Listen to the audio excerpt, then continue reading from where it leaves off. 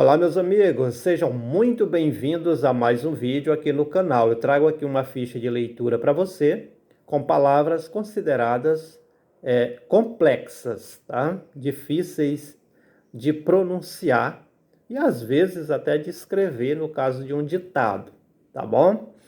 Olha, veja bem, nós temos aqui, ó, B-O, bó, aí T-O-X, a gente lê toxi.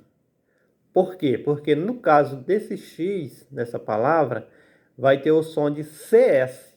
E o CS a gente pronuncia XI, tá bom? Então, juntando vai ficar botoxi. Sempre você lembra que na palavra botoxi, o X tem som de CS. E a gente pronuncia XI. CLI, CLI, MAX, maxi. Juntando vai ficar clímaxi.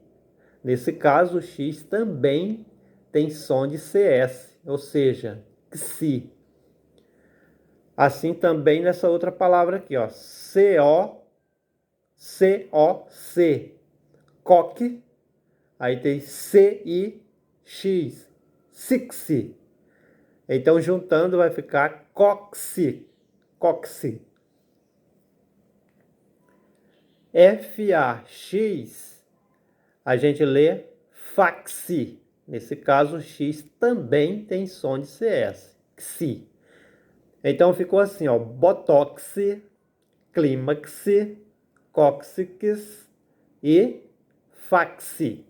São palavras difíceis de pronunciar e, como eu falei, até de escrever aí no caso de um ditado, tá bom? Deus abençoe, um forte abraço e até o nosso próximo vídeo.